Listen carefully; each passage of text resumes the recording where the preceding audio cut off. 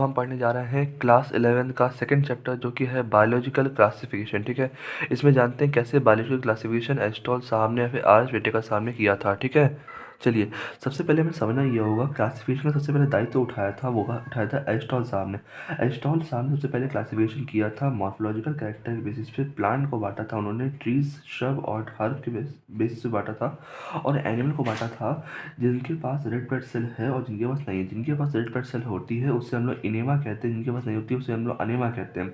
फिर हमारे सामने आते हैं लीनियर साहब, जिन्होंने टू किंगडम क्लासिफिकेशन सिस्टम दिया, वो भी प्लांट और एनिमल पे ही दिया। उन्होंने भी क्या किया, लेकिन उनका जो सिस्टम था वो प्रोकैरियोट और यूकैरियोट में डिफरेंशिएट नहीं बता पा रहा था, यूनिसेलुलर और मल्टीसेलुलर में डिफरेंशिएट नहीं बता पा रहा था, फोटोसिंथेटिक और नॉन फोटोसिंथेटिक में डिफरेंस नहीं बता पा रहा था। और हमें ये चीज़ जानना ज़रूरी भी था कि इसीलिए टू किंगडम क्लासिफिकेशन सिस्टम उतना ज़्यादा सफल नहीं हो पाया और लॉन्ग टाइम तक ऐसा था, इनएडिक्वेट रहा। समझ में आ गया। हमें ये चीज़ समझनी पड़ेगी कि सिर्फ ग्रॉस मॉर्फोलॉजिकल कैरेक्टर के बेसिस पे हम क्लासिफिकेशन नहीं कर सकते हैं, बल्कि हमें सेल स्ट्रक्चर देखना पड़ेगा, नेचर ऑफ वॉल भी देखनी पड़ेगी, मोड ऑफ न्यूट्रिशन देखना पड़ेगा, हैबिटेट भी देखना पड़ेगा, मेथड ऑफ रिप्रोडक्शन देखना पड़ेगा और इवोल्यूशनरी रिलेशनशिप भी देखनी पड़ेगी फॉर द क्लासिफिकेशन। चलिए आगे समझने का प्रयास करते हैं तो हम समझ में आता है कि साइंटिस्ट, जो दूसरे साइंटिस्ट आए वो कौन से थे, वो थे आर एच व्हिटेकर साहब। आए 1969 में। उन्होंने प्रपोज किया 5 किंगडम क्लासिफिकेशन सिस्टम। इसके अंदर उन्होंने 5 किंगडम लिए। कौन कौन से लिए? मोनेरा है, प्रोटिस्टा है, फंगी है, प्लांटी है और एनिमेलिया है। ठीक है, उन्होंने किस बेसिस पे क्लासिफिकेशन किया आप बोलोगे? किस बेसिस पे किया आप बोलोगे? किस बेसिस पे किया आप बोलोगे? सेल स्ट्रक्चर के बेसिस पे किया, बॉडी ऑर्गेनाइजेशन के बेसिस पे किया, मोड ऑफ न्यूट्रिशन के बेसिस पे किया, रिप्रोडक्शन के बेसिस पे किया, फाइलोजेनेटिक रिलेशनशिप पे किया। समझ में आ गया। अगला प्रश्न ये पूछता है, बताइए थ्री डोमेन सिस्टम क्या होता है? अगर यही मोनेरा जो है टूट जाए, दो डोमेन वहाँ टूट जाता है, आर्ची बैक्टीरिया और यू बैक्टीरिया में से थ्री डोमेन सिस्टम कहते हैं। और थ्री डोमेन सिस्टम में से हुआ क्या क्या आ गया? सिक्स किंगडम क्लासिफिकेशन आ गया। सिक्स किंगडम क्लासिफिकेशन किसने दिया था? कार्ल वॉइस साहब ने दिया था। समझ में आ गया। अब अगला क्वेश्चन ये आता है कि पहले क्या होता था। तो अब बोलोगे पहले क्लासिफिकेशन के दौरान बैक्टीरिया को, ब्लूगिनेल्गी को, फंगी को, मॉस को, फर्न को, जिम्नोस्पर्म को, एंजियोस्पर्म को, सबको प्लांट्स के अंदर ही ले आते थे। कारण बताओ क्या है? कारण ये है all organs included had a cell wall, क्योंकि उनके सेल में क्या होता था? सेल वॉल होती थी, इसलिए सबको एक में ले आते थे। समझ में आ गया? चलिए आज समझने का प्रयास करते हैं कि जो पांचों किंगडम्स हैं इनके अंदर कैरेक्टरिस्टिक कौन कौन सी। जैसे कि अगर हम बात करते हैं सेल टाइप में, सेल टाइप में सिर्फ मोनेरा जो है वो प्रोकैरियोटिक होता है, बाकी प्रोटिस्टा यूकैरियोटिक है, फंगी यूकैरियोटिक है, प्लांटी यूकैरियोटिक है और एनिमलिया सब यूकैरियोटिक होते हैं। सेल वॉल में सिर्फ मोनेरा की ऐसी वॉल होती है जो कि नॉन सेलुलोसिक होती है। कभी कभी नॉन सेलुलोसिक बोले या फिर बोलोगे पॉलीसेकेराइड प्लस अमीनो एसिड की होती है। प्रोटिस्टा के अंदर हाँ होती है, प्रेजेंट होती है, सम के अंदर प्रेजेंट होती है। फंगी किसकी बनी होती है? फंगी की बनी होती है, काइटिन की बनी होती है। प्लांट किसकी बनी होती है? सेलुलोज की बनी होती है। एनिमलिया किसकी बनी होती है? एनिमलिया के अंदर होती ही नहीं सेल वॉल। ठीक है, न्यूक्लियर मेम्ब्रेन जो है सिर्फ मोनेरा में एब्सेंट होती है, बाकी सब के अंदर प्रेजेंट होती है। तो दो चीज़ तुम्हें अच्छे से याद हो गई हैं। सेल टाइप सिर्फ मोनेरा के अंदर प्रोकैरियोटिक होता है, बाकी सब के अंदर यूकैरियोटिक होता है। न्यूक्लियर मेम्ब्रेन सिर्फ मोनेरा के अंदर एब्सेंट होती है, बाकी सब के अंदर प्रेजेंट होती है। सेल वॉल मोनेरा की नॉन सेलुलोसिक होती है, इसे हम पॉलीसेकेराइड प्लस अमीनो एसिड कहते हैं। प्रोटिस्टा के अंदर कुछ के अंदर पाई जाती है, फंगी के अंदर काइटिन की बनी होती है, प्लांट के अंदर किसकी होती है? सेलुलोज की होती है, एनिमल के अंदर सेल वॉल होती ही नहीं है। बॉडी ऑर्गेनाइजेशन मोनेरा का सेलुलर आता है, प्रोटिस्टा का सेलुलर आता है, फंगी का मल्टी सेलुलर या फिर लूज टिश्यू आएगा। टिश्यू प्लांटी कैसा आएगा? टिश्यू ऑर्गन आएगा। या फिर और एनिमलिया कैसा आएगा? टिश्यू ऑर्गन ऑर्गन सिस्टम तीनों आएगा। फिर से बोलो, मोनेरा का जो है बॉडी ऑर्गन सेलुलर आता है, प्रोटिस्टा का सेलुलर होता है, फंगी का मल्टी सेलर हो जाता है, प्लांट में कौन सा होता है? टिश्यू के फॉर्म में होगा तो ऑर्गन फॉर्म में होगा। एनिमलिया में क्या होता है? टिश्यू है, ऑर्गन है, ऑर्गन सिस्टम तीनों फॉर्म में होता है। जब आती है बात मोनो न्यूट्रिशन की, मोनो न्यूट्रिशन जो मोनेरा के अंदर पाया जाता है वो कैसा होता है? ऑटोट्रॉफी। ऑटोट्रॉफी मतलब कौन सा? कीमोसिंथेटिक हो गया है, फोटोसिंथेटिक हो गया है। जबकि प्रोटिस्टा के अंदर कैसा होता है? प्रोटिस्टा के अंदर फोटोसिंथेटिक होता है। फंगी के अंदर कैसा होता है? सप्रोफिटिक और पैसिटिक होता है। फंगी के अंदर कैसा होता है? सप्रोफिटिक और पैसिटिक होता है। प्लांटी के अंदर फोटोसिंथेटिक होता है। एनिमलिया के अंदर कैसा होता है? सप्रोफिटिक होता है और होलोजोइक होता है। समझ में आ गया। चलिए आगे समझने का प्रयास करते हैं। जैसा तुमको बेटा हमने कहा था, सारे के सारे प्रोकैरियोटिक ऑर्गन जो है वो ग्रुप्ड होते हैं अंडर मोनेरा। सारे सारे प्रोकैरियोटिक ऑर्गन जो हैं वो ग्रुप्ड होते हैं अंडर मोनेरा। और जितने भी यूनिसेलुलर यूकैरियोटिक ऑर्गेनिज्म होते हैं वो ग्रुप्ड होते हैं अंडर प्रोटिस्टा। प्रोटिस्टा के खास बात अगर हम तुम्हें बताएं तो किंगडम प्रोटिस्टा के अंदर जो है क्लैम्डोमोनास और कॉलेरा आता है, जो कि पहले एल्गी में थे विद इन द प्लांट और दोनों के अंदर सेल वॉल पाया जाता है। और इसी प्रोटिस्टा के अंदर पैरामीशियम और अमीबा आता है, जो कि पहले एनिमल किंगडम के अंदर थे और इनके अंदर सेल वॉल नहीं आता है। ठीक है, बताइए क्यों बोला जा रहा है? ऐसा इसलिए हो पाया है क्योंकि जो क्राइटेरिया है क्लासिफिकेशन का चेंज हो चुका है। समय के साथ जो क्लासिफिकेशन का क्राइटेरिया है वो इवॉल्व हो चुका है। अब वो सिर्फ मॉर्फोलॉजिकल, फिजियोलॉजिकल और रिप्रोडक्टिव सिमिलैरिटीज़ पे ही रिफ्लेक्ट नहीं करता, बल्कि वो अब फाइलोजेनेटिक पे भी रिफ्लेक्ट करता है। चलिए आगे हम पढ़ने जा रहे हैं, पहला किंगडम पढ़ने जा रहे हैं। वो कौन सा है? किंगडम मोनेरा है। किंगडम मोनेरा का जो पहला पॉइंट आता है वो ये है कि जो किंगडम मोनेरा के अंदर मैक्सिमम न्यूट्रिशनल डाइवर्सिटी पाई जाती है, पहली बात। दूसरी बात, बैक्टीरिया एक तरह के सोल मेंबर्स होते हैं पूरे किंगडम मोनेरा की। दूसरी बात, तीसरी बात, जो हमेशा शेप होता है बैक्टीरिया का वो मेंटेन करता है कौन? सेल वॉल करता है। ठीक है, चौथी बात, बैक्टीरिया कितने प्रकार के होते हैं? 4 प्रकार के, जो कि कोकी शेप के होते हैं, स्पेरिकल शेप के होते हैं, बेसलाई मतलब रॉड शेप के होते हैं, स्पाइला मतलब स्पाइलम शेप के बैक्टीरिया होते हैं, विब्रियो मतलब कॉमन शेप के होते हैं। समझ में? चौथी बात। पांचवी बात, चार्ट बताइए, आपको डिफरेंस निकालना है gram positive gram negative bacteria में। कैसे निकालोगे? आप बोलोगे रिसाइड्स द सेल मेम्ब्रेन। समझ में आ गया? क्लियर है? चलिए आगे समझने का प्रयास करते हैं। जैसा तुमको बेटा हमने कहा था कि बैक्टीरिया का जो स्ट्रक्चर होता है बहुत ही सिंपल होता है, वेरी कॉम्प्लेक्स होता है। बैक्टीरिया का मोस्ट एक्सटेंसिव मेटाबॉलिक डाइवर्सिटी होती है। मोस्ट ऑफ द बैक्टीरिया, जो वास्ट ऑफ द बैक्टीरिया होते हैं, सब कैसे होते हैं? हेटेरोट्रॉफ होते हैं। एक क्वेश्चन जो हर साल पूछता है, बोलता है 10 पावर 5 सेल्स अगर ml 10 पावर 5 सेल्स पर ml में है और वो डिवाइड करते हैं हर 35 मिनट के अंदर, तो बताइए कितना कंसंट्रेशन होगा पर ml आफ्टर 175 मिनट। करना कुछ नहीं, दोनों टाइम को आप डिवाइड कर दीजिए, डिवाइड कर दोगे तो आ जाएगा 5 आ जाएगा। आपको 2 की पावर 5 इंटू 10 की पावर 5 कर देना, आंसर आ जाएगा। 2 की पावर 5 इंटू 10 की पावर 5 क्या होगा? आंसर आ जाएगा। ठीक है, चलिए आगे पढ़ने जा रहे हैं, वो है आर्ची बैक्टीरिया के बारे में। आर्ची बैक्टीरिया के बारे में जो पहला पॉइंट वन पॉइंट है वो ये, आर्ची बैक्टीरिया हमेशा प्रेजेंट होता है डीप सी वाटर में। पहली बात तो ये। दूसरी बात ये, अगर आर्ची बैक्टीरिया सॉल्टी रीजन के अंदर पाया जाता है उसे हेलोफाइल कहते हैं। अगर हॉट स्प्रिंग के अंदर पाया जाता है उसे थर्मोएसिडोफाइल कहते हैं। मार्शी एरिया के अंदर पाया जाता है उसे मिथनोजेन कहते हैं। दूसरी बात। तीसरी बात, आर्ची बैक्टीरिया को बाकी अदर बैक्टीरिया से अलग करता है वो है उसकी डिफरेंट सेल वॉल स्ट्रक्चर। तीसरी बात। चौथी बात ये, जितने भी मिथनोजन होते हैं वो सब कहाँ प्रेजेंट होते हैं? Gut of several ruminant plant में प्रेजेंट होते हैं। मिथनोजन जो होते हैं वो प्रेजेंट होते हैं gut of several ruminant animal. Methanogen जो है वो प्रेजेंट होते हैं सेवरल रूमिनेंट एनिमल, जैसे कि काऊ हो गया है, बफेलो हो गया है। चौथी बात। पांचवी बात, यही मिथनोजन जो है वो रिस्पॉन्सिबल होते हैं for production of methane. Production of methane मतलब कि बायोगैस फ्रॉम द डंक ऑफ दिस एनिमल। समझ में आ गया? पांचों पॉइंट क्लियर हो गए। चलिए आगे समझने का प्रयास करते हैं यू बैक्टीरिया के बारे में। देखिए यू बैक्टीरिया के बारे में पहला पॉइंट तो ये आता है, यू बैक्टीरिया जो है उसे ट्रू बैक्टीरिया भी कहते हैं और उसके अंदर रिजिड सेल वॉल पाई जाती है और अगर वो मोटाइल है तो उसके अंदर फ्लैजिला पाया जाता है। ठीक है, दूसरा पॉइंट इसमें आता है साइनोबैक्टीरिया जो है जिसे हम लोग ब्लू ग्रीन एल्गी भी कहते हैं, उसके अंदर क्लोरोफिल ए होता है जो कि बिल्कुल सिमिलर होता है ग्रीन प्लांट्स से और फोटोसिंथेटिक ऑटोट्रॉफ से सिमिलर होता है। तीसरी बात ये आती है, साइनोबैक्टीरिया जो है वो यूनिसेलुलर होते हैं, कोनिकल होते हैं, फिलामेंटस होते हैं, फ्रेश वाटर या फिर मरीन में या फिर टेरेस्ट्रियल एल्गी में पाए जाते हैं। ठीक है, चौथी बात यह है कि यू बैक्टीरिया की जो कॉलोनीज होती हैं वो जनरली सराउंडेड होती हैं जेलेटिशियस शीट से। कुछ ऐसे ऑर्गेनिज्म होते हैं, सम ऑफ दिस ऑर्गेनिज्म जो होते हैं, कुछ ऐसे यू बैक्टीरिया ऑर्गेनिज्म होते हैं जो फिक्स करते हैं एटमॉस्फेरिक नाइट्रोजन को with the help of specialised cell called heterocyst. Example Nostoc and एनेमिना आता है। अगले जो होते हैं वो होते हैं कीमोसिंथेटिक ऑटोट्रॉफ। जो कीमोसिंथेटिक ऑटोट्रॉफिक बैक्टीरिया होते हैं वो ऑक्सीडाइज करते हैं कई सारे इनऑर्गेनिक सब्सटेंस को नाइट्रेट, नाइट्राइट, अमोनिया में और यूज़ करते हैं and use the release energy for their ATP production. जो ग्रेट रोल होता है in the recycling of their nitrogen, phosphorus and iron and sulphur. समझ में आ गया? बेसिकली जितने कीमोसिंथेटिक और ट्रॉफिक बैक्टीरिया होते हैं वो हमेशा इनऑर्गेनिक सब्सटेंस को ऑक्सीडाइज करते हैं नाइट्रेट, नाइट्राइट, अमोनिया फॉर्म में और यूज़ करते हैं रिलीज एनर्जी को फॉर एनर्जी प्रोडक्शन के लिए। उनका बहुत अच्छा रोल होता है रिसाइकलिंग न्यूट्रिएंट्स, जैसे कि नाइट्रोजन है, फॉस्फोरस है, आयरन है और सल्फर बैठते हैं, वो है हेटेरोट्रॉफिक बैक्टीरिया। आगे हमने कहा था हेटेरोट्रॉफिक बैक्टीरिया, हमने कहा था मेजॉरिटी ऑफ जो हेटेरोट्रॉफिक बैक्टीरिया होते हैं वो डिकम्पोजर होते हैं। हेटेरोट्रॉफिक बैक्टीरिया का भी ज़्यादा यूज देखने को मिलता है कर्ड्स बनाने में लगता है, फ्रॉम द मिल्क हो गया, प्रोडक्शन ऑफ एंटीबायोटिक्स हो गया, फिक्सिंग नाइट्रोजन इन लेग्यूम हो गया। समझ में आ गया? हाँ, दो चीज़ और छूट जाती है कि नॉस्टैक जो होता है वो ऑक्सी फोटो बैक्टीरिया होता है विथ PS1 इन हेटेरोसिस्ट। नॉस्टैक एक तरह का ऑक्सी फोटो बैक्टीरिया होता है with PS1 in heterocyst. Cyanobacteria जो है वो हमेशा फॉर्म करता है blue in water polluted water body. समझ में आ गया? और बताइए कौन सी चीज़ होती है? समझ में आ गया? ये सब चीज़ देख सकते हो आप। और बताइए क्वेश्चन कहाँ से आता है, और क्वेश्चन यहाँ से आता है, बताइए हेटेरोट्रॉफिक बैक्टीरिया कौन कौन सी डिजीज कॉज करते हैं। इसकी ट्रिक होती है सी स्क्वायर टी स्क्वायर, मतलब कि कॉलेरा हो गया है, सिट्रस कैंसर हो गया है, टाइफॉइड हो गया है, टेटनस हो गया। समझ में आ गया। अब थोड़ा जानते हैं बैक्टीरिया करते क्या क्या। तो वो लोग बैक्टीरिया जो है मेनली रिप्रोड्यूस करते हैं पिजन द्वारा, लेकिन अनफेवरेबल कंडीशन आने पर क्या होता है वो अपने स्पोर प्रोड्यूस कर लेते हैं, और वो ऑल्सो रिप्रोड्यूस करते हैं by sort of sexual reproduction by adopting a primitive type of DNA transfer from one bacterium to other bacterium। Basically bacteria जो है बेसिकली रिप्रोड्यूस करते हैं फिजन द्वारा करते हैं, अनफेवरेबल कंडीशन में स्पोर द्वारा करते हैं, और वो थोड़ा सा रिप्रोड्यूस करते हैं sexual reproduction by adopting a primitive type of DNA transfer from one bacteria to other bacteria. ठीक है, आगे आते हैं माइकोप्लाज्मा के बारे में। जो माइकोप्लाज्मा एक तरह के ऐसे ऑर्गेनिज्म होते हैं, पहला पॉइंट जिनके अंदर सेल वॉल नहीं पाया जाता है, लैक सेल वॉल। दूसरी बात क्या है, ये स्मॉलेस्ट लिविंग सेल होते हैं।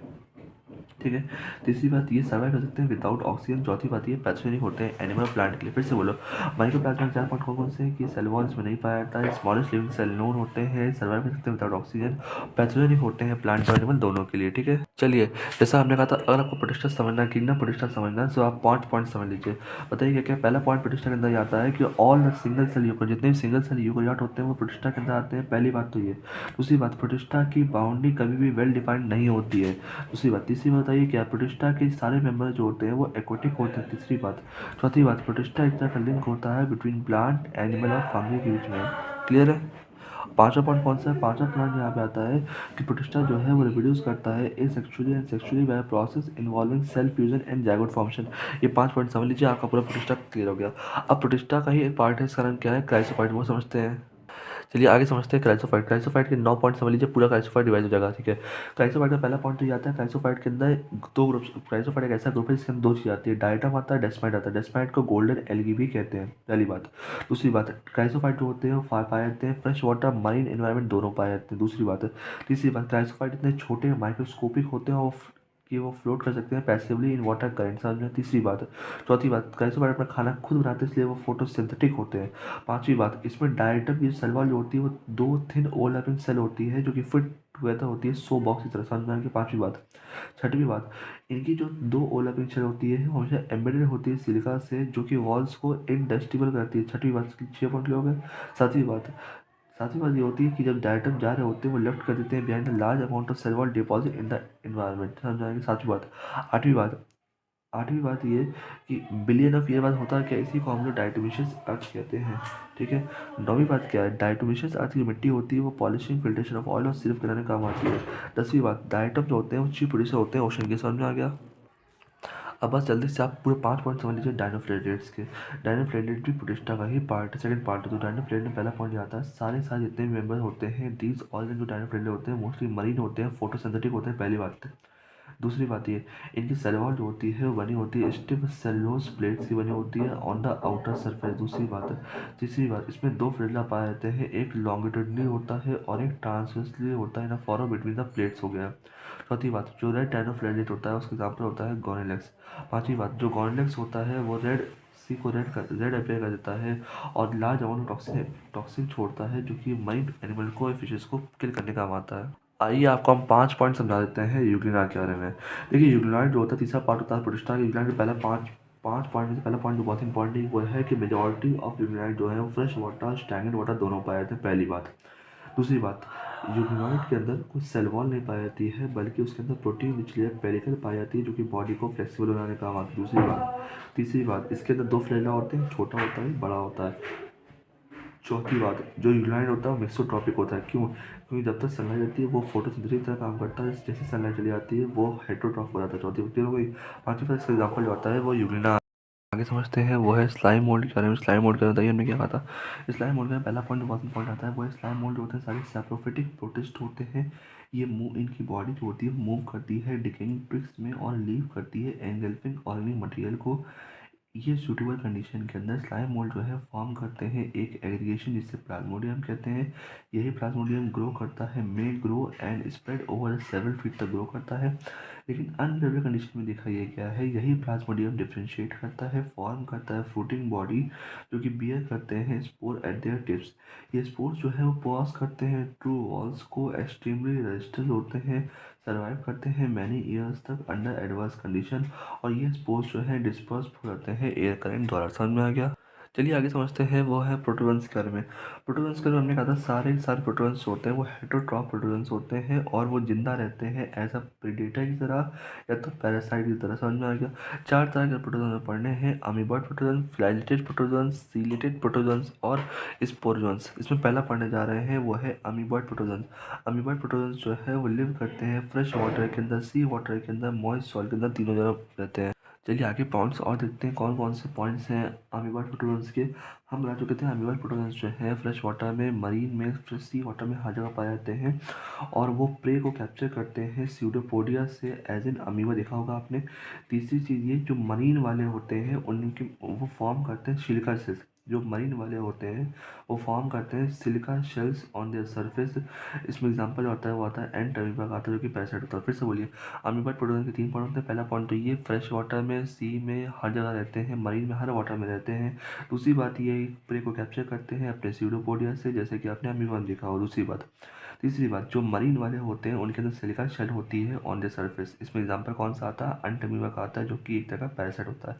आगे जानते हैं फ्लैजिलेटेड प्रोटोजोन्स। जो फ्लैजिलेटेड प्रोटोजोन्स होते हैं वो तो ज़्यादा आइदर फ्री लिविंग होते हैं या फिर पैरासाइट होते हैं, पहली बात तो ये। दूसरी बात ये एक तरह की इनकी जो पैरासिटिक फॉर्म होती है वो डिजीज कॉज करती है स्लीपिंग सिकनेस, है ना। एग्जांपल आता है ट्राइपैनोसोमा। फिर से बोलो, फ्लैजिलेटेड प्रोटोजोन्स जो है वो या तो फ्री लिविंग होंगे या तो पैरासाइट होंगे और जो इनकी पैरासाइटिक फॉर्म होती है, बेसिकली नाम फ्लैजिलेटेड प्रोटोजोन्स तो फ्लैजिला तो हो गई, और जो इनकी पैरासाइटिक फॉर्म होती है वो कॉज करती है डिजीज, का नाम क्या है, स्लीपिंग सिकनेस। एग्जाम्पल आता है ट्राइपैनोसोमा आता है। समझ में सीलेटेड के सारे पॉइंट बेटा आपको याद होना चाहिए। पहला पॉइंट सीलेटेड प्रोटोजोन्स का आता है वो ये है कि सारे सारे सीलेटेड प्रोटोजोन्स जो होते हैं वो एक्वेटिक होते हैं। दूसरा पॉइंट आता है सीलेटेड प्रोटोजोन्स के अंदर एक कैविटी पाई जाती है, इसे गलट कैविटी कहते हैं, जो कि आउटसाइड ओपन होती है। दूसरी बात, तीसरी बात, जो कोऑर्डिनेटेड मूवमेंट होता है रो का ऑफ सीलिया, जो कोऑर्डिनेटेड मूवमेंट होता है रो ऑफ सीलिया का, ये कॉज करता है वाटर लेडन विथ फूड, ये कॉज करता है water laden with food to be stored with gullet, to be stored with. 3 point हो गए। चौथी बात ये आता है, इस पर एग्जाम्पल आता है वो पैरामीशियम का आता है। पाँचवा पॉइंट आता है कि ये इसके अंदर डायमॉर्फिक न्यूक्लियर होता है। 5 पॉइंट क्लियर हो गया। ये एक्वेटिक होता है, गलत कैविटी होती है, कोऑर्डिनेटेड मूवमेंट होता है रो का of cilia, cause the water laden with food to be stored with गलत हो गया है। एग्जाम्पल पैरामीशियम आता है और इसके अंदर डायमॉर्फिक न्यूक्लियर होता है। स्पोरोजोन्स के अंदर से आप एक ही पॉइंट लर्न कर लो, वो ये है कि जो स्पोरोजोन्स में जो प्लाज्मोडियम होता है जिसे मलेरियल पैरासाइट कहते हैं वही मलेरिया कॉज करता है। ठीक है, चलिए आगे समझने का प्रयास करते हैं फंगी के बारे में। फंगी का बहुत ध्यान से समझ लीजिए, जितने भी मशरूम हम लोग खाते हैं, टॉडस्टूल खाते हैं हम लोग, ये सब फंगी होती है। जो वाइट स्पॉट हमें नज़र आते हैं मस्टर्ड लीफ पे, ये भी किसका फॉर्म है, पैरासिटिक फंगी का। वाइट स्पॉट जो हमें सीन होते हैं मस्टर्ड लीफ पे, समूह के कारण कौन सा है, पैरासिटिक फंगी होता है। ठीक है, जो यूनिसेलुलर फंगी होती है उसका नाम कौन सा है, वो ईस्ट है। ईस्ट जो होता है वो ब्रेड और बियर बनाने काम आता है। कई सारे और फंगी होते हैं जो प्लांट और एनिमल को डिजीज कॉज करते हैं, उसी में से एक आता है wheat rust causing. Wheat rust causing कौन सी फंगी है, वो है पकनिया है। ठीक है, पकनिया जो है वो वीट रस्ट कॉजिंग होती है। फंगी जो है वो कॉस्मोपॉलिटन होती है, ग्रो करती है वार्म और ह्यूमिड प्लेस के अंदर। अगर हम लोग ईस्ट का एक्सेप्शन ले लेते हैं तो बाकी सारी फंगी जो होती हैं वो फिलामेंटस होती हैं। उन फिलामेंटस थ्रेड लाइक स्ट्रक्चर को कहते हैं क्या है, हाइफी कहते हैं। हाइफी के नेटवर्क को माइसिलियम कहते हैं। और कुछ ऐसी हाइफी होती हैं जो कि कॉन्टिन्यूस ट्यूब फिल्ड होती हैं विद मल्टी न्यूक्लिएटेड साइटोप्लाज्म, उसे कोनोसिटिक हाइफी कहते हैं। जो सेल वॉल होती है फंगी की, वो कंपोज होती है काइटिन की और पॉलीसेकेराइड बनी होती है। ज़्यादातर फंगी जो होती है वो हेटरोट्रॉफिक होती हैं और वो एब्जॉर्ब करती हैं soluble organic matter from the dead substance, इसलिए उसे सैप्रोफाइट भी कहते हैं। क्लियर है, आगे समझते हैं पैरासिटिक फंगी कौन सी होती है। पहले हमने जान लिया स्पोरोफिटिक फंगी कौन सी होती है। पैरासिटिक फंगी वो होती है जो डिपेंड करती है लिविंग प्लांट और एनिमल पर, उसे पैरासिटिक फंगी कहते हैं। कुछ ऐसी फंगी होती है जो लिव करती है as symbiont with association with algae as a lichen and with the root of higher plant as mycorrhiza. ठीक है, क्लियर हो गया। ये जो फंगी का रिप्रोडक्शन होता है ये वेजिटेटिव मीन्स होता है, फ्रेगमेंटेशन फ्यूजन बडिंग द्वारा होता है, और एसेक्सुअल जो होता है वो स्पोर द्वारा होता है। ठीक, आगे जानते हैं क्या होता है फैकल्टी पैरासाइट। क्या होता है, वो बैक्टीरिया जो कि सैप्रोफिटिक होते हैं लेकिन ये कॉज करते हैं disease upon introduction to the host body. Host body के अंदर जाने के बाद ये डिजीज कॉज करते हैं। ठीक है, ठीक है, आगे बढ़ते हैं। हमने कहा था फंगी अगर ए सेक्सुअल रिप्रोडक्शन कर रही है तो वो स्पोर द्वारा करती है। इस स्पोर कौन कौन से होते हैं, कोनेलिया स्पोर, स्पॉन्जियो स्पोर, जू स्पोर। और या फिर सेक्सुअल रिप्रोडक्शन करती है तो उस स्पोर द्वारा करती है, एस्पो स्पोर द्वारा करती है, या बैसिडियो स्पोर द्वारा करता है। समझ में आ गया।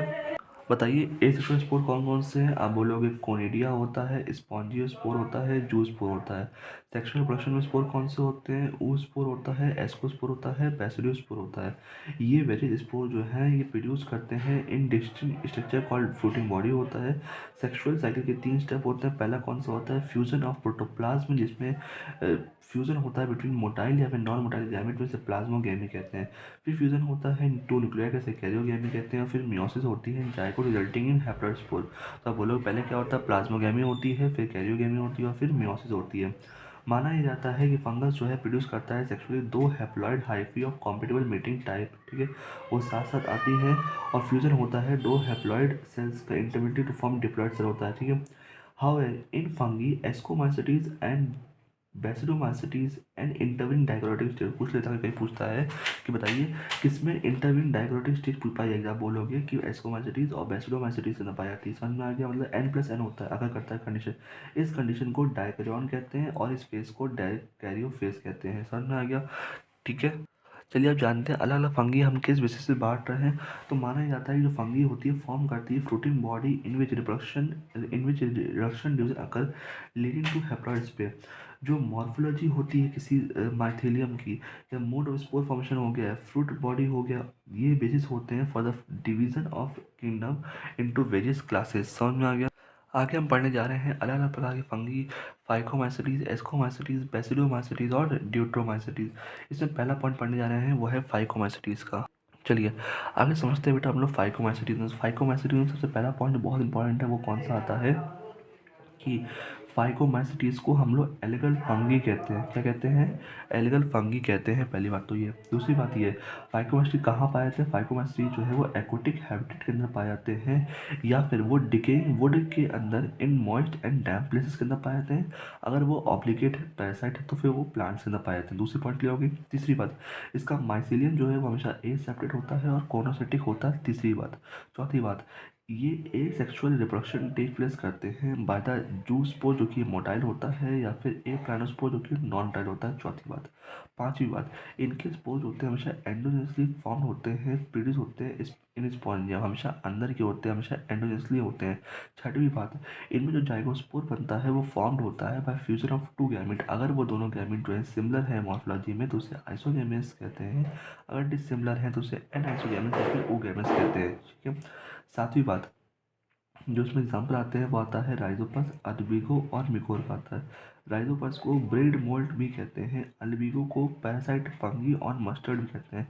एग्जाम्पल रखना चाहता है रट लो। राम, राम मतलब क्या? आर फॉर राइजोपस जो कि ब्रेड मोल्ड है, ए फॉर अल्बिगो जो कि पैरासाइट फंगी और मस्टर्ड है, एम फॉर मिकोर। क्लियर हो चुका है सबसे चीज़ें? चलिए आगे समझते हैं एस्कोमाइसिटीज के बारे में। जो एस्कोमाइसिटीज होते हैं इसे कॉमनली सैक फंगी कहते हैं। पहली बात। दूसरी बात, जो एस्कोमाइसिटीज होते हैं सब मोस्टली मल्टी सेलुलर होते हैं, जैसे कि पेनिसिलियम इसमें एग्जाम्पल आता है। लेकिन कुछ जो होते हैं वो रेयरली यूनिसेलुलर भी होते हैं। इसमें एग्जाम्पल आता है ईस्ट का, जिसे सैक्रोमाइसिस भी कहते हैं। दूसरी बात। तीसरी बात, ये सैप्रोफिटिक होते हैं, डिकम्पोजर होते हैं, कैप्रोफिलस होते हैं जो कि डंग पे ग्रो करते हैं। समझ में आ गया? ठीक है, बताइए मैंने क्या क्या पढ़ लिया इसको मास्टरीज का। हम लोग पढ़ लिया इसको मास्टरीज जो होती है मल्टी सेलर होती है, पेनिसिलिन एग्जाम्पल आता है, यूनिसेलर तो ईस्ट एग्जाम्पल आता है, इसे सैक फंगी कहते हैं। तीसरी बात ये कॉप्रोफिलस होती है, सैप्रोफिटिक होती है। समझ में आ गया? चौथी बात जानने आ रहे हैं वो है माइसिलियम। इसका माइसिलियम जो है वो हमेशा ब्रांच्ड होता है और सेप्टेट होता है। चौथी बात। पांचवी बात ये, इसमें जो ए सेक्सुअल रिप्रोडक्शन होता है वो कोनिडिया, वो इसमें जो ए सेक्सुअल रिप्रोडक्शन होता है वो हमेशा ए सेक्सुअल स्पोर्स द्वारा जो होता है उसे कोनिडिया कहते हैं। कोनिडिया हमेशा प्रोड्यूस होता है एक्सोजेनसली, कोनिडिया हमेशा अंदर की ओर प्रोड्यूस होता है ना। तो कोनिडिया हमेशा प्रोड्यूस होता है exogenously on the special mycelium con, on the special mycelium con conidiospore. Clear हो गया है? आगे हमने कहा सेक्सुअल स्पोर से कैसे होता है, वो आप बोलोगे एस्कोस्पोर द्वारा होता है, जो कि हमेशा एंडोजेनसली होता है। कहाँ पे होता है? सैक लाइक बॉडी, जिसे एस्कस कहते हैं। एस्कोस्पोर जो है कई तरह के डिफरेंट टाइप के जो एस्कस हैं ये फॉर्म करते हैं डिफरेंट फ्रूटिंग बॉडी ज्वाइंट होने पर, से एस्कोकार्प कहते हैं। एग्जाम्पल्स में आता है एस्पेजुलस आता है, क्लेविकस आता है, न्यूरोफोरा आता है। ट्रिक इसकी जो है वो है कैन, कैन मतलब कैन मतलब क्लेविकस हो गया है, एस्पेजुलस हो गया है और न्यूरोफोरा हो गया। इसमें से जो न्यूरोफोरा होता है वो एक्सटेंसिवली यूज होता है बायोकेमिकल एंड जेनेटिक वर्क के लिए, और many members like morels and truffles ये एडिबल होते हैं, कंसिडर एज डेलिकेसी। समझ में आ गया? जो चीज़ आपको याद रखेंगे वो ये है, कोनिडिया जो होता है वो एसेक्सुअल स्पोर द्वारा होता है, एक्सोजेनसली होता है, कोनिडियो स्पोर द्वारा होता है। सेक्सुअल स्पोर द्वारा जो होता है वो एस्कोस्पोर होता है, जो कि हमेशा एंडोजेनसली होता है। कितने कितने स्पोर बनते हैं आप बोलोगे, 8 एन इसके अंदर बनता है। इसमें एग्जाम्पल कौन सा आता है, कैनक्लेविटिस हो गया, एस्पेरिलस हो गया, न्यूरोफोरा हो गया। क्लियर हो गया। देखिए समझ लीजिए, प्लाज्मोगेमी के बाद एक कोई सैक स्ट्रक्चर बनता है। ये एस्कोमेस्टीज के अंदर एस्कस बनता है और बैसिलोमेस्टीज के अंदर बैसिडियम बनता है। इसी के अंदर अब मियोसिस टेक प्लेस करती है, इसी के अंदर अब मियोसिस टेक प्लेस करती है, तो स्पोर बनेंगे। स्पोर जो बनेंगे, स्पोर जो बनते हैं एस्कोमेस्टीज के अंदर कौन से बनते हैं, वो एस्कोस्पोर बनते हैं। बैसिडोमेस्टीज के अंदर बैसिडोस्पोर बनते हैं। फिर ये सारे स्पोर जो मिलके जो बनते हैं, ये जॉइंट होकर बनाते हैं फ्रूटिंग बॉडी से। कहते हैं क्या है, फॉर एस्कोमेस्टीज एस्कोकार्प कहते हैं, बैसिडोमेस्टीज के लिए बैसिडोकार्प कहते हैं। आगे बढ़ते हैं बैसिडोमेस्टीज के बारे में। चलिए आगे समझते हैं वो बैसिडोमाइसीटीज के बारे में। बैसिडोमाइसीटीज में आप समझो कि मोस्ट कॉमन फॉर्म जो बैसिडोमाइसीटीज का होता है वो मशरूम होता है, ब्रैकेट फंगी होता है और पफ बॉल्स होता है। समझ में आ गया पहली बात। दूसरी बात, इसके पैरासाइट फॉर्म के जो एग्जाम्पल होते हैं वो रस्ट होता है और स्मट होता है। तीसरी बात, इसकी माइसीलियम जो है वो ब्रांच्ड और सेप्टेट होती है। चौथी बात, इसके अंदर कोई भी एसेक्सुअल स्पोर जो है नहीं पाए जाते हैं, लेकिन वेजिटेटिव रिप्रोडक्शन होता है फ्रेगमेंटेशन द्वारा। पांचवी बात, इसके अंदर सेक्स ऑर्गन अब्सेंट होते हैं लेकिन प्लाज्मोगैमी होती है, जिसके जिसके कारण जो रिजल्टेंट स्ट्रक्चर फॉर्म होता है वो डायकैरियोटिक होता है और ultimately give rise to basidium होता है। बैसिडियम वो जगह होती है जहाँ पे कैरियोगैमी और मेयोसिस टेक प्लेस कर रहा होता है और बैसिडोस्पोर बन रहे होते हैं। 4 बैसिडोस्पोर बन रहे होते हैं। ये जो बैसिडोस्पोर होते हैं ये हमेशा एक्सोजेनसली प्रोड्यूस होते हैं। ये बहुत इंपॉर्टेंट, एक्सोजेनसली प्रोड्यूस होते हैं बेसिडियम के अंदर। ठीक है। फिर लास्ट में क्या होता है, यही बैसिडोस्पोर जो है वो अरेंज हो जाते हैं to form fruiting body called basidiocarp. इसमें एग्जाम्पल आता है एगैरिकस का जो कि मशरूम है, उस्टेलागो जो कि स्मट होता है, पकनिया जो कि रस्ट फंगस है। ट्रिक कौन सी है, वो है पूमा। पूमा कौन सा होता है, वो है पकनिया का होता है। यू मतलब कौन सा होता है, स्टुलागो होता है। एम मतलब मशरूम होता है। ए कौन सा है, अगेरिकस। फिर से बोलो, पी फॉर पूमा होता है, यू फॉर उस्टिलागो होता है, जिसे हम लोग स्मट भी कहते हैं। एम फॉर मशरूम होता है और ए फॉर क्या होता है, एगेरिकस। मोस्ट कॉमन चीज़ जो है उस्टिलागो को कहते हैं, स्मट कहते हैं। समझ में आ गया। इसके अंदर 4 स्पोर बनते हैं, इसके अंदर 8 स्पोर बनते हैं। समझ में आया कि नहीं आया। चलिए आगे समझते हैं, वो है ड्यूट्रोमाइसीटीज के बारे में। ड्यूट्रोमाइसीटीज के हमने कहा था कि इम्परफेक्ट फंगी होती है। क्यों, क्योंकि इसके अंदर सेक्सुअल रिप्रोडक्शन ही होता है, सॉरी इसके अंदर सिर्फ ए सेक्सुअल रिप्रोडक्शन होता है और वेजिटेटिव फेज ऑफ रिप्रोडक्शन होता है, सेक्सुअल फेज ऑफ रिप्रोडक्शन नहीं होता है। ठीक है। ठीक है। और बताइए, इसमें ड्यूट्रोमाइसीटीज के अंदर जो रिप्रोडक्शन होता है वो सिर्फ ए सेक्सुअल स्पोर द्वारा होता है। सर आप क्या होता है, कोनिडिया होता है। इसका जो माइसीलियम होता है वो सेप्टेट होता है, इसका जो माइसीलियम होता है वो सेप्टेट होता है और ब्रांच होता है। सब मेंबर जो होते हैं इसके सेप्रोफिटिक होते हैं और पैरासिटिक होते हैं। सब मेंबर्स जो होते हैं इसके सेप्रोफिटिक होते हैं, पैरासिटिक होते हैं, जबकि लार्ज ऑफ देम जो होते हैं वो डिकम्पोजर्स होते हैं ऑफ लिटर और हेल्प करते हैं मिनरल साइक्लिंग में। एग्जाम्पल्स के अंदर आता है वो है अल्टरनेरिया, कॉलेट्राइजम और ट्राइकोडर्मा होता है। ठीक है। बाकी ये तो समझ गए हो। अगर पहले प्लाज्मोगेमी हुआ, इससे फिर क्या बनता है, सैकलेटल स्ट्रक्चर बनता है, बेसिडियम हो गया, वेस्कस हो गया, जहाँ पे मियोसिस या फिर कैरियोगेमी मियोसिस टेक प्लेस करता है, फिर स्पोर बनते हैं। अगर एस्कोमासिटीज है तो फिर 8 स्पोर बनेंगे, इसको स्पोर बनेंगे। बेसिडोमाइसीटीज के अंदर 4 बेसिडो स्पोर बनते हैं। फिर जॉइंट होकर क्या करते हैं, अपनी फ्रूटिंग बॉडी बना लेते हैं। चलिए आगे जानते हैं, वो है किंगडम प्लांटी के बारे में। प्लांटी के बारे में पूरा चैप्टर दिया गया है प्लांट किंगडम, लेकिन उससे पहले जो 2 चीज़ें बहुत इंपॉर्टेंट है वो ये है, कुछ मेंबर ऐसे होते हैं प्लांटी के जो पार्शली हेटरोट्रॉफिक होते हैं, जैसे कि इंसेक्टिवर्स हो गए हैं और पैरासाइट्स हो गए हैं। जो ब्लैडर वॉट है और वीनस फ्लाई ट्रैप है, ये सब इंसेक्टिवर्स प्लांट होते हैं। कस्क्यूटा जो है वो एक तरह का पैरासिटिक प्लांट है। फिर से बोलो, ब्लैडर वॉट और वीनस फ्लाई ट्रैप जो है वो इंसेक्टिवर्स प्लांट है, जबकि कस्क्यूटा जो है वो एक तरह का पैरासाइट होता है। चलिए आगे समझते हैं किंगडम एनिमिलिया के बारे में। जो किंगडम एनिमिलिया होता है वो हमेशा हेटरोट्रॉफिक होता है, मल्टी सेलुलर होता है, इसके अंदर सेल वॉल नहीं पाई जाती है। ये फूड को स्टोर करता है ग्लाइकोजन के फॉर्म में या तो फैट के फॉर्म में। क्वेश्चन बोलेगा ग्लाइकोजन फैट दोनों, तुम्हें दोनों मानने हैं, समझ में आ गया। ग्लाइकोजन या फिर फैट के फॉर्म में। और जो उसका मोड ऑफ न्यूट्रिशन होता है वो कैसा होता है, होलोजेनिक होता है। समझ में आ गया। कुछ अब जानते हैं वायरस के बारे में, वायरॉइड्स के बारे में, प्रियॉन्स के बारे में और लाइकेनिया समझते हैं। माना यह जाता है कि कुछ ऐसे ऑर्गन्स होते हैं जो ए सेलुलर ऑर्गन्स होते हैं, इसके अंदर क्या आता है, वायरस है, वायरॉइड्स है और प्रियॉन्स है। जो ए सेलुलर ऑर्गन्स होते हैं इसके अंदर वायरस है, वायरॉइड्स है और प्रियॉन्स आते हैं। आगे समझते हैं कौन से ऐसे होते हैं ठीक है, पहले समझ में आया कि वायरस है, वायरस है, प्रियॉन्स होते हैं, ये जो है वो पूरी तरह से ट्रू लिविंग नहीं होते हैं, इसीलिए माना जाता है वायरस जो है वो नॉन सेलुलर ऑर्गेनिजम्स होते हैं। वायरस जो है वो नॉन सेलुलर ऑर्गेनिजम्स होते हैं। चलिए आगे समझने का प्रयास करते हैं। हमने कहा था वायरस जब भी जाता है किसी सेल को इन्फेक्ट करता है तो उसकी पूरी मशीनरी ले लेता है होस्ट सेल की टू रेप्लिकेट देमसेल्फ और फिर बाद में होस्ट को किल कर देता है। माना जाता है वायरस का मतलब होता है विनोम होता है या फिर पॉइजनस फ्लूइड होता है। फिर एक साइंटिस्ट आए जिनका नाम था डिमेट्री इवोन्स्काय। फिर एक साइंटिस्ट आए जिनका नाम था डिमेट्री इवोन्स्काय। उन्होंने रिकॉग्नाइज किया कि कुछ ऐसे माइक्रोब्स हैं जिन्हें कैजुअल ऑर्गेनिजम्स, कुछ ऐसे माइक्रोब्स हैं जो कि कैजुअल ऑर्गेनिज्म की तरह हैं और वो मोज़ाइक डिजीज़ कॉज करते हैं टोबैको के अंदर, और वो बैक्टीरिया से भी छोटे हैं, वो बैक्टीरिया प्रूफ फिल्टर से भी पास हो जा रहे हैं। ठीक है, तो बेसिकली पूरी जो रचना दी थी किसने दी थी, वो दी थी डिमेट्री इवोन्स्काय ने।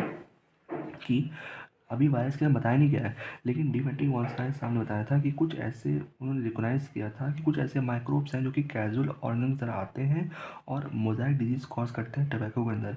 वो छोटे होते हैं बैक्टीरिया से भी और वो पास हो जाते हैं बैक्टीरिया प्रूफ फिल्टर पेपर से भी। फिर दूसरे साइंटिस्ट आते हैं M.W. बेजेनिक सामने। M.W. बेजेनिक साहब ने आते हैं, उन्होंने कहा था, उन्होंने एक्सट्रैक्ट निकाल लिया था इन्फेक्टेड प्लांट से, इन्फेक्टेड प्लांट और टोबैको से एक्सट्रैक्ट निकाल लिया था। उन्होंने कहा था ये एक्सट्रैक्ट जो है कॉज करता है इन्फेक्शन इन हेल्दी प्लांट। और फिर बाद में उन्होंने उस एक्सट्रैक्ट का नाम रख दिया था, उस फ्लूइड का नाम रख दिया था कॉन्टाजिनियम बाइबम फ्लूइडियम नाम रख दिया था। और इन्होंने ही नाम रखा था न्यू पैथोजन का वायरस। वायरस नाम किसने दिया था, M.W. बेजेनिक साहब ने दिया था। तीसरे साइंटिस्ट आते हैं W.M. स्टैनले साहब ने। इन्होंने कहा था वायरस जो है वो क्रिस्टलाइज होता है और क्रिस्टल जो है कंसिस्ट करते हैं large protein, they are inert outside. ये इनर्ट होते हैं outside their specific host cell, they are inert outside their specific host cell. Virus एक तरह के ऑब्लिगेट पैरासाइट होते हैं। क्लियर हो चुका है। चलिए आज समझते हैं बैक्टीरिया का पूरा स्ट्रक्चर।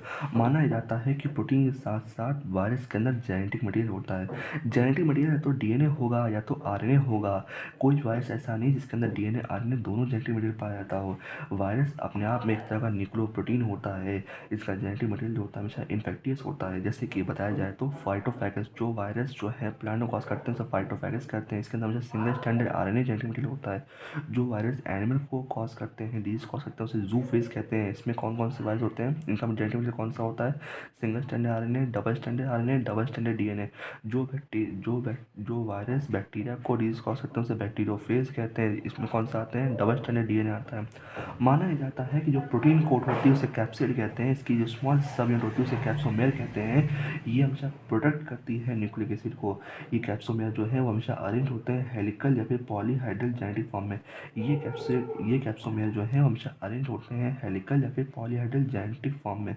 वायरस जो कॉज करता है डिजीज, जैसे कि मम्स हो गया है, स्मॉल पॉक्स हो गया है, हर्प्स हो गया है, इन्फ्लुएंजा हो गया है, एड्स भी एक तरह का वायरस होने वाली डिजीज होती है। प्लांट्स के अंदर बताइए सिम्टम कौन से देखने को मिलते हैं, mosaic formation, leaf rolling, curling, yellowing, vein clearing, dwarfing और स्टंटेड ग्रोथ हमें देखने को मिलता है। चलिए थोड़ा सा ये डायग्राम समझ लेते हैं। डायग्राम जो है ये टीएमवी का है, टोबैको मोज़ाइक वायरस का, ये बैक्टीरियोफेज का, ये आरएनए, ये आगे पार्ट जो है आरएनए का है, ये कैप्सिड का है। इसीलिए टीएमवी के अंदर सिंगल स्टैंडर्ड आरएनए पाया जाता है। बैक्टीरियोफेज के अंदर डबल स्टैंडर्ड डीएनए पाया जाता है। ये हेड है, कोलर है, शीथ है और ये टेल पाइपर्स है। क्लियर है। चलिए आगे जानते हैं वह है वायरॉइड्स के बारे में। 1971 के अंदर टीओ डाइनर साहब आए। उन्होंने एक डिस्कवर किया न्यू इन्फेक्टियस एजेंट जो कि वायरस से भी छोटा होता है, potato spindle tuber disease cause करता है, आरएनए फ्री होता है, प्रोटीन कोट लैक होती है, लो मॉलिकुलर वेट होता है। जैसे बोले potato spindle tuber disease cause करता है, आरएनए नहीं होता है, प्रोटीन कोट नहीं होती है, लो मॉलिकुलर वेट होता है। अब जानते हैं प्रियॉन्स के बारे में। प्रियॉन्स एक तरह का मॉडर्न मेडिसिन है। इन मॉडर्न मेडिसिन का कंटेंट, जो मॉडर्न मेडिसिन होती है कंटेन करती है certain infectious neurological disease were transmitted by agent consisting of abnormal folded protein. ठीक है, बेसिकली ये एजेंट जो है सिमिलर होता है वायरस के साइज के बराबर, लेकिन प्रियॉन जो है कॉज करता है डिजीज जिसका नाम बोवाइन स्पॉन्जीफॉर्म इंसेफ्लोपैथी बीएससी कहते हैं, जो कि कॉमनली कौन कहते हैं, मैड काउ डिजीज कहते हैं कैटल के अंदर। और सीआर जेकॉब डिजीज होता है ह्यूमन के अंदर। बेसिकली पूछा ही जाता है कि प्रियॉन्स का हमें इस्तेमाल करने को मिलता है, हमें न्यूरोलॉजिकल डिजीज़ को सही करने में काम आता है। प्रियॉन्स कौन सी डिजीज़ कॉज करता है, आप बोलोगे mad cow disease in cattle cause करता है। मैड काउ डिजीज़ का पूरा फुल फॉर्म क्या है, वो है BSC, बोवाइन स्पॉन्जीफॉर्म इंसेफ्लोपैथी। ह्यूमन के अंदर कौन सा होता है, सीआर जेकॉब डिजीज होती है, समझ में आ गया। लाइकेन में हम सब पता ही है कि फाइको बियॉन्ड होता है, वो एरियल कॉम्पोनेंट होता है, माइको बियॉन्ड होता है, वो फंगल कॉम्पोनेंट होता है, समझ में आ गया। लाइकेन जो होते हैं वो वेरी पॉल्यूटेड पॉल्यूशन इंडिकेटर